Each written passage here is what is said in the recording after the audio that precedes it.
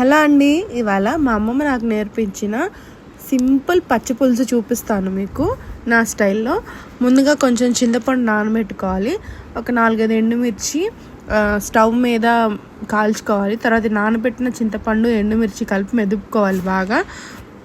ఇక్కడే మనకి టేస్ట్ ఆ రసం అంతా దిగేదాకా మెదుపుకోవాలి. తర్వాత ఆ చింతపండు నానబెట్టిన వాటర్, తురుముకున్న బెల్లము, కొంచెం ఉప్పు, కట్ చేసుకున్న పచ్చి ఉల్లిపాయలు వేసుకోవడమే. అంతే, పచ్చి పులుసు రెడీ. ఇది సమ్మర్కి చాలా మంచిది, చాలా చలవ కూడా. తర్వాత దీనికి కాంబినేషన్గా బాయిల్డ్ ఎగ్ ఫ్రై చేశాను. చాలా సింపుల్గా అండి, అందరికీ తెలిసిందే. కొంచెం ఆయిల్లో పచ్చిమిరపకాయలు, ఉల్లిపాయలు, కొంచెం ఉప్పు, పసుపు వేసి వేపుకోవాలి. తర్వాత కారము, కొంచెం లైట్గా గరం మసాలా, బాయిల్డ్ ఎగ్స్ వేసుకోవడమే. అంతే, ఆ ఫ్రై రెడీ.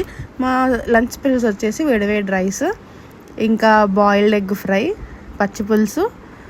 మా ఆయన పచ్చి పులుసు తింటారు కాబట్టి పెరుగు చట్నీ.